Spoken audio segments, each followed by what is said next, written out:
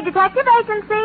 Me. Oh, Sam, it's you. On the filter and in the flesh. Any messages, phone calls, letters, telegrams? Just the usual. A bill to the landlord and a notice from the telephone company. Well, dispose of them as usual. You sound awfully chipper. Have you been on a case, Sam? Did you make some money? Yes, I've been on a case. No, I did not make any money. Oh, your client got murdered before he could pay you? Wrong again. My client was a woman. She did not get murdered, and she could pay me. Huh? And she did. But you just said she didn't. True, Effie, true. Things are not what they seem. Well, I'm a little confused. You just said that... And I meant every word of it. Stop registering bewilderment. All is paradox. So, sharpen your pencils, straighten your seams, get out your notebook, and prepare to be confounded by the contradictions I shall contradictate to you during my report on the honest thief caper.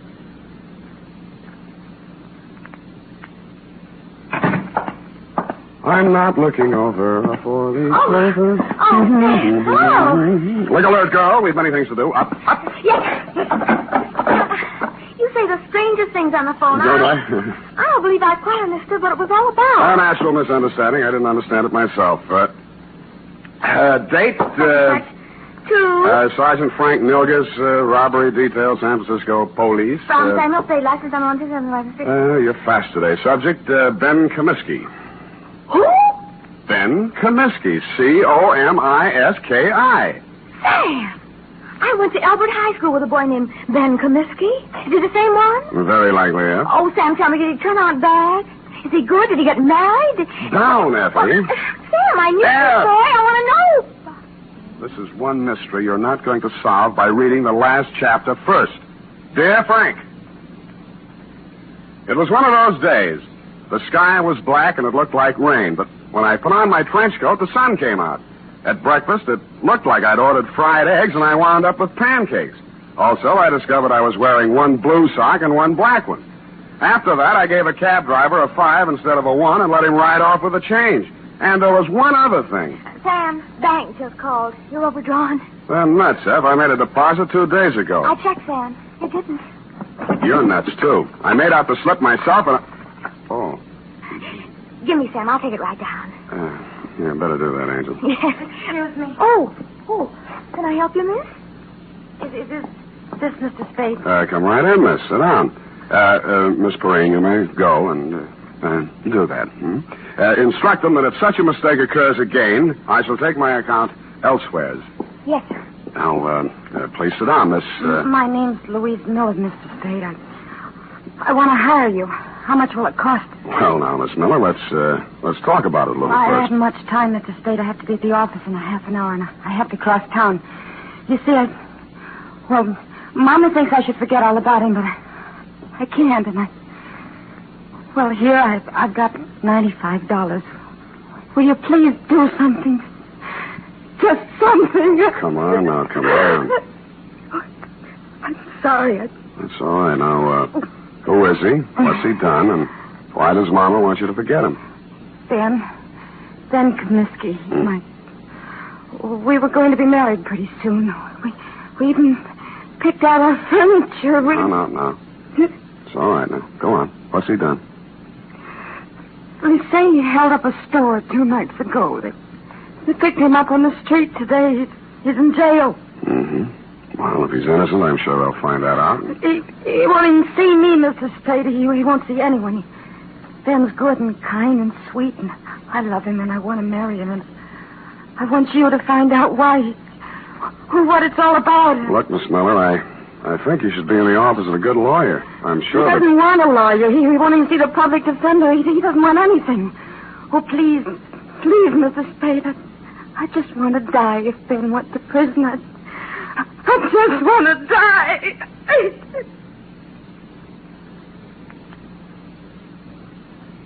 I'm no sentimentalist, but faith is the thing we're a little short on these days, so we came to terms. It was agreed she could pay me after the job was done if there was any job to do. She left for work, and I phoned you, Sergeant Nilgus, and found out Ben Comiskey had already been arraigned and was being held in the city jail. When I dropped in 20 minutes later, you walked me back to his cell.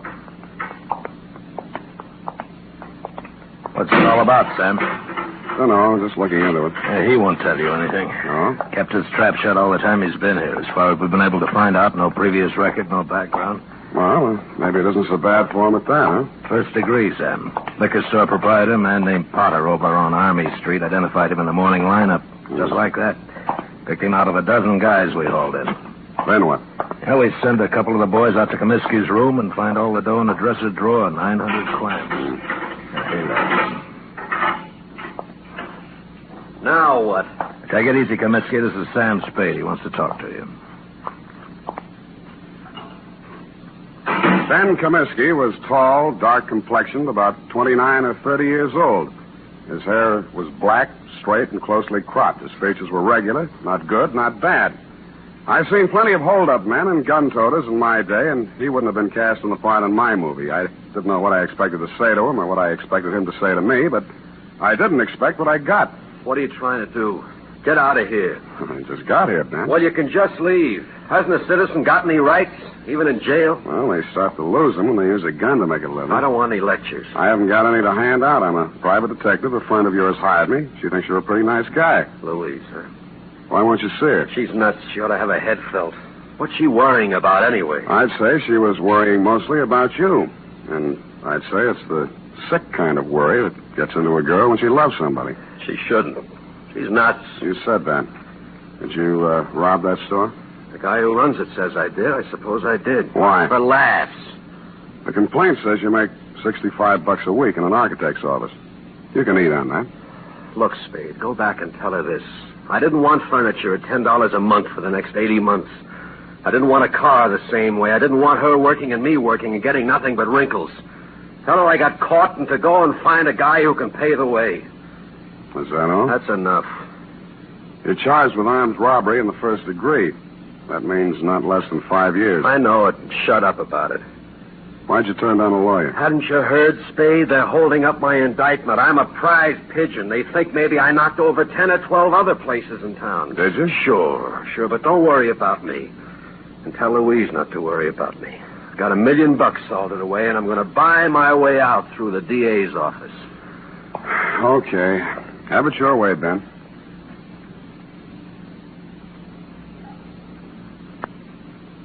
But an hour later, I found myself strolling around Ben Comiskey's old neighborhood. A man named Gabrini, who owned a grocery store, remembered him and liked him. A woman in a bakery shop told me how he'd gone into the Army as a private and been discharged a first lieutenant. A phone call to a Mr. Henderson, Allied Architects, revealed that Ben Comiskey was in line for a raise and promotion.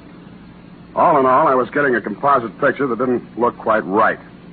I decided to try his mother's place. It was on Lombard Avenue, a street that starts on the waterfront. According to the penciled note above the doorbell, it was out of order. The slot on the mailbox read, Mrs. Anastasia Comiskey. Yes. What is it, please? You're Mrs. Comiskey? I'm busy now. I fix lunch for my son. He come back from Cincinnati. Please. Oh, Mrs. Comiskey, I'm here to talk to you about Ben. He's your son, too, isn't he? Yes. Ben is my son. Well, I'm trying to help him, Mrs. Comiskey. Why? He has no money. I have no money. A friend of his, Louise Miller, hired me. Oh, Louise, she's a foolish girl. Very foolish. Her heart should not be with Ben. I think he's a very lucky man to be loved by somebody like that. If not for her, Ben would not be in jail, in trouble. Oh, you don't want to help my son. She don't want to help him. She'll leave him alone if she wants to help. Ben is bad. Not good like my son, James. James is always good. Times he's away, he sends me money. From what I hear, Ben's always been pretty good, too. Always one good son, one bad son. What's going on, Mom? Oh. Who's this? He's come to ask questions about Ben. Huh? I'm Jim Comiskey, Ben's brother. Oh, my... You run on in, Mom. I'll talk to this gentleman. All right. Get out of here. Look, I'm just trying... If you've got any questions to ask about Ben, go to the police.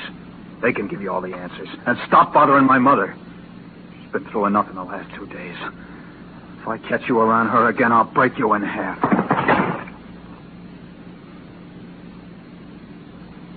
The man who slammed the door in my face had the same angry look and the same angry glare of Ben Comiskey. The angry Comiskey brothers definitely wanted nothing that looked remotely like help, it seemed to this casual observer.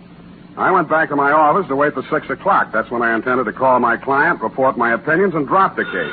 But at 5:30, she called me. Mr. Spade, Yeah? this is Louise Miller. Oh, yes. I was just going to call you. I'm afraid I haven't been able to do much. It looks like... I know, Mr. Spade. I just telephoned downtown. Ben pleaded guilty at the indictment this afternoon. He's going to be sentenced tomorrow.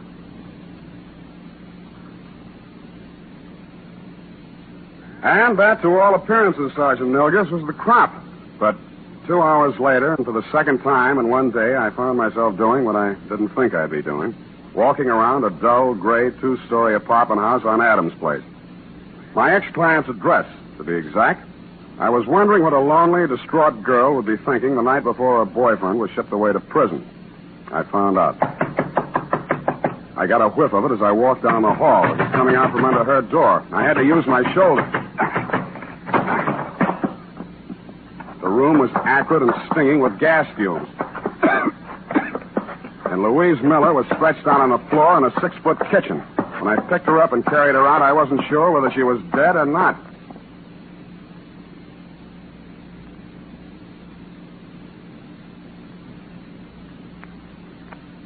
Ten seconds after I'd found Louise Miller, I'd called a police ambulance, and in a matter of minutes, an intern was working over her with a pulmotor.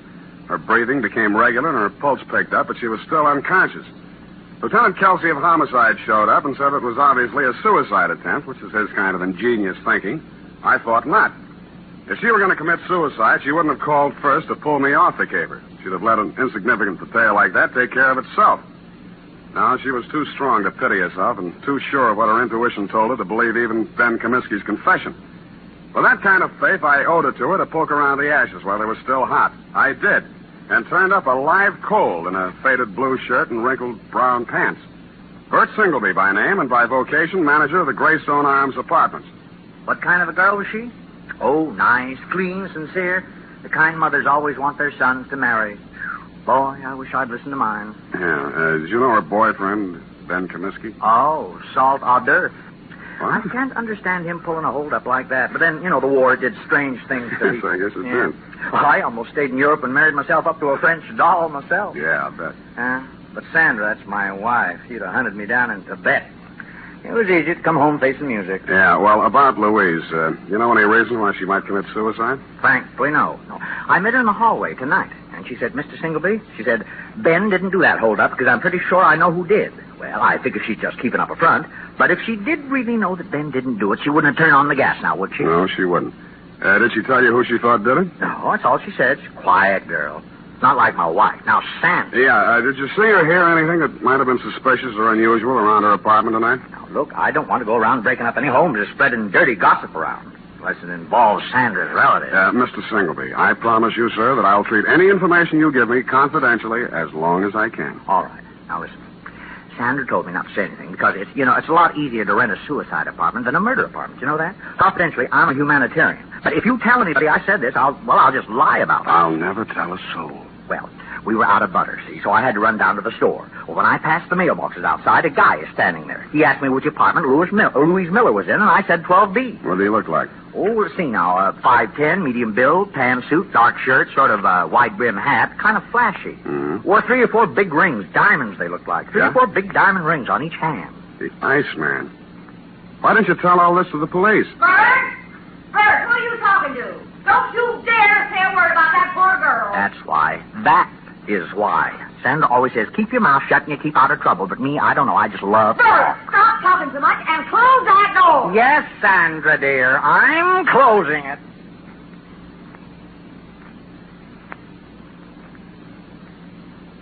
The Iceman. I'd heard about him for years, a Chicago import, but I'd never bumped into him before. He'd been headquartering at the Red Spot Cafe, the kind of a place that Skid Row winos visit when they want to slum.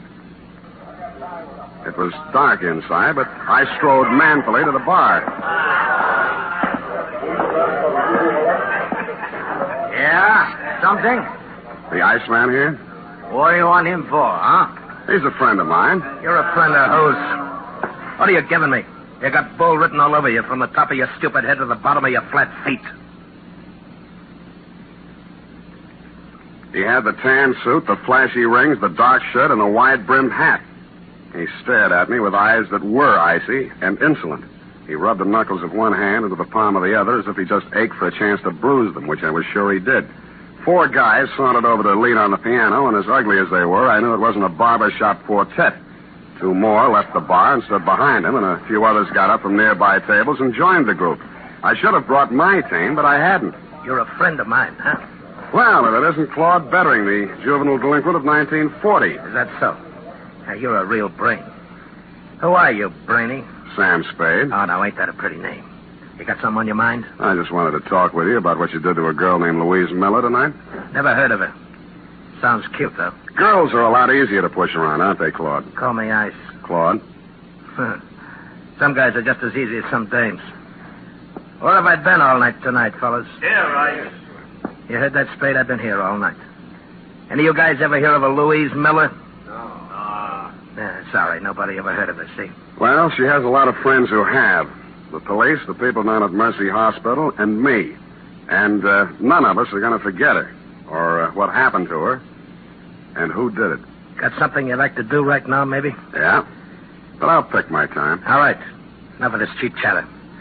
I don't want to be seen talking with you too long. I got my reputation to think about. Now blow before I take one hand out of my pocket and push your stinking face back through that door. You'll need both hands, Samson. Go on, you creep. Fellas. All right.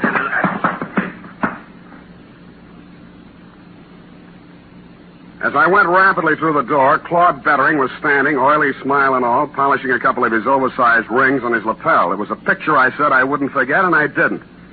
I went and rented myself a car, parked it down the block from the Red Spot Cafe, and waited almost all night. I knew that Louise Miller was not the kind of a girl who would have anything to do with a guy like Bettering. And if he came to her apartment, this must have been for some unloving purpose. Probably to keep her from telling who actually did the holdup Ben Comiskey had confessed to, if she found out the truth. Finally, a bunch of palookas came out, Bettering included, climbed into a car and drove off, me after them. One by one, Bettering dropped his men off at their hotels and apartments until he was finally alone. He stopped at a brownstone on Hobart, and I caught him just as he opened the door of his apartment. Well, the tough guy. You're going to find out. Don't think I'm easy.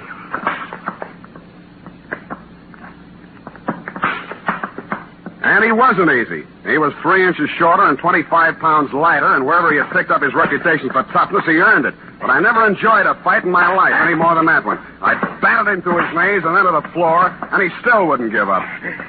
You stinking creep. Why did you beat up Louise Miller? I didn't. Why? I didn't. Why? I didn't. Why? I... Your Poppin' House manager identified you. He's a liar. Who did you do it for? Nobody. Who? Nobody. Who? You stinking creep. I'll push your face in. Who? Who? Push your face.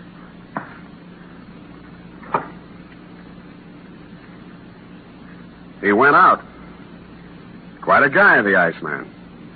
I used his phone to call the police and tell them to pick him up for attempted murder. Then, with dawn coming up and my energy going down, I went back to the city jail, got a pass, and woke up Ben Comiskey. Why don't you stop messing around in my business, Spade? Did you ever really love that girl of yours? Get out, you sadistic jerk. Well, she's in Mercy Hospital now. You can send her a card. Write something nasty on it. So long. Spade, Yeah? what's she in the hospital about? What do you care? Tell me, please. Somebody turned on the gas in her apartment and tried to kill her. It's nothing, really. Please. Who did it? Who did it, Spade? I think it was a guy named Claude Bettering. They call him the Iceman in certain circles. But why? That's what I'd like to know. Who's Bettering? I don't know. Your girl believed you were innocent, Comiskey, but you said you weren't. My guess is that somebody figured she knew something and tried to shut her up. I think Bettering was hired by somebody. Spade, look, I don't have any dough, see? But I want to get out of here for one day. You know anybody to raise the bail? I won't skip, and I'll pay back anything you want. Why? I got to see somebody. I don't think I can. Who do you want to see? My lousy, dirty, low-down, no-good brother. He hired veteran? Who else? He did everything. He's always done everything wrong. He held up that liquor store, but he's on parole, a 2-time felony offender. One more rap and he'd go up for 20 years. I did this for him, yeah. Look at me. I did it for him, and he tries to kill my girl. Your mother said he was a good boy, hard-working, lived in Cincinnati. Me again. I told her all that. She believed it. I started a whole stupid lie and had to go through with it. I could explain 2 years, 3 years to her, but not 20. He promised he'd go straight. He promised. I see. I even sent him money I earned and said it was from him. Oh, you never saw anybody like me before, did you? No, I haven't. Get me out. Get me out, Sam, and I'll drag him in by his back teeth. Thanks anyway, but I'll do it myself. Spade, let me do it. Let me do it, please.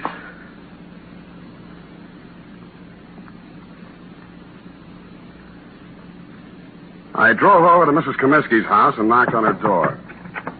She came out in a housecoat, hair mussed, and sleep still in her eyes. Yes? I'm sorry to bother you at this hour, Mrs. Comiskey, but is your son home, Jimmy? Jim, no, he went out last night. He didn't come back yet. I see. When do you expect him? Well, he didn't say. He didn't have to because I saw a closet door move and I was in and across the room. In a second, I pulled the door back and Jim Comiskey came out, gun and all. Oh, Jim, don't! You've gone crazy! She hurried across the room, threw herself between Jimmy and me, and started wrestling the gun away from me. He put one hand flat on her face and knocked her halfway across the room. I went at him. He shot, but it went into the ceiling. I didn't give him a chance to do it again. You held up the liquor store, didn't you? Yeah. And hired veteran to kill Louise Miller? Yeah. And you're going to take your own rap from now on? Yeah. Yes, I will.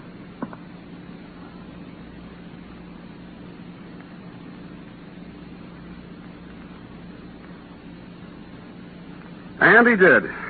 Period. End of report. Oh, Sam, that poor old lady. Yeah. Yeah, she lived in a dream world built by a son who had too much heart and not enough common sense. But, Sam, that man in the liquor store identified Ben as the hold-up man. Well, when he saw both brothers together, he realized he'd made a mistake. At night, with a hat pulled down and a collar up, anybody could have confused the Comiskey brothers. Sam, why is the world so cruel? Because people live in it. Now, go on, type it up, huh?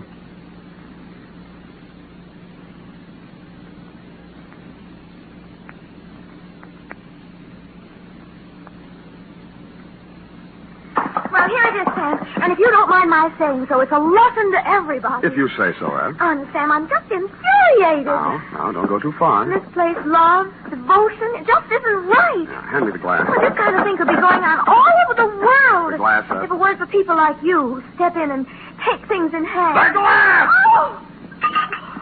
Here you are, Sam. Thank you, Miss Brand. Honestly, Sam, look, just honestly, that's all.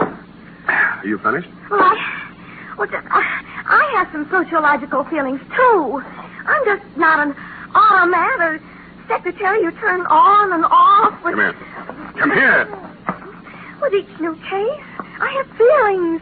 Effie, I just kissed you. I know what... I just kissed you. Oh, Sam. Delayed reaction. Must be the heat. Oh. Good night, Sam. Good night, sweetheart.